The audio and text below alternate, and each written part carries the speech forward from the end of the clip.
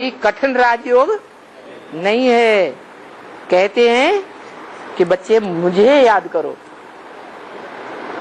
क्या कहते हैं?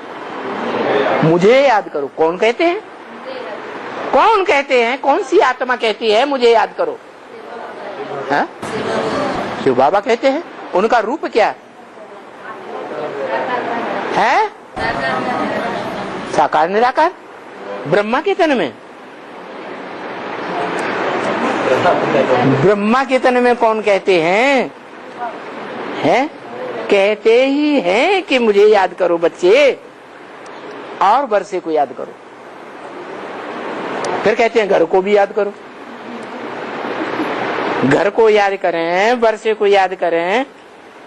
मुझे एक को याद करने की बात कहते हैं, तीन को याद करें कि एक को याद करें? अरे तीन नहीं हो गए। घर को याद करो, वर्षे को याद करो। घर है आत्माओं का, आत्मलोक परम धाम। वर्षा है स्वर्ग की बादशाही। और मुझे याद करो, कौन सी आत्मा कहती है?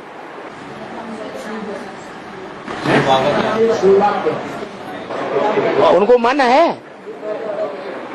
शिव बाप अगर कहें मन मना भव, तो उनको मन है। वो तो सदा अमन चैन में रहने वाला है। उनको तो मन है ही नहीं जो चलायमान हो। तो कौन कहते हैं मुझे याद करो?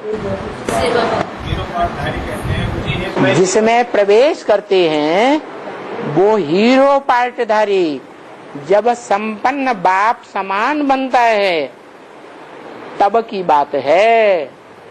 क्या? सारी मनुष्य सृष्टि उस एक को ही याद करेगी। वो एक क्या याद करता होगा? वो एक याद करेगा। एक शिव बाबा, दूसरा न कोई। अरे भाई तुम्हारे लिए बाबा कौन? बाबा तो साकार निराकार का मेल।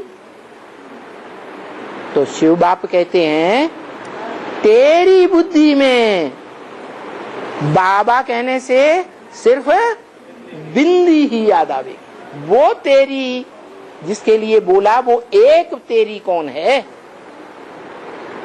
वो एक के लिए बोला कि तेरी बुद्धि में बाबा कहने से साकार कोई याद नहीं आएगा। कौन याद आएगा? बिंदी ही याद आएगी।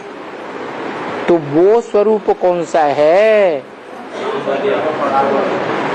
जो बाप का बड़ा बच्चा है वो अंत तक अपने बाप को ही याद करेगा, निराकार रूप में, ज्योति बिंदु रूप में।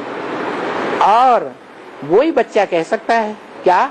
मत मना भव, मेरे मन में समा। अरे तेरे मन में क्या है? तेरे मन में क्या है? ज्योति बिंदु आत्मा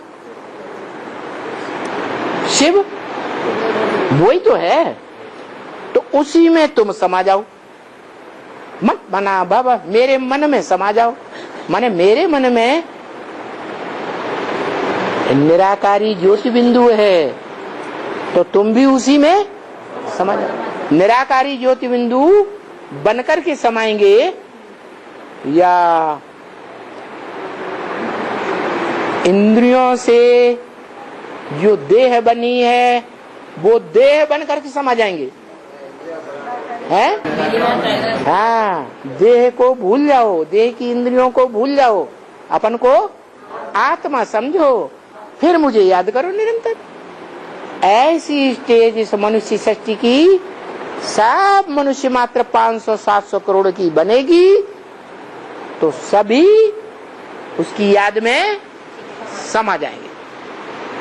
उसी में से जन्म लेते हैं, नई सृष्टि बनती है और अंत में उसी में समा जाते हैं। इसलिए सन्यासियों ने लिख दिया है कि हम आत्माएं बलबूले हैं समंदर के,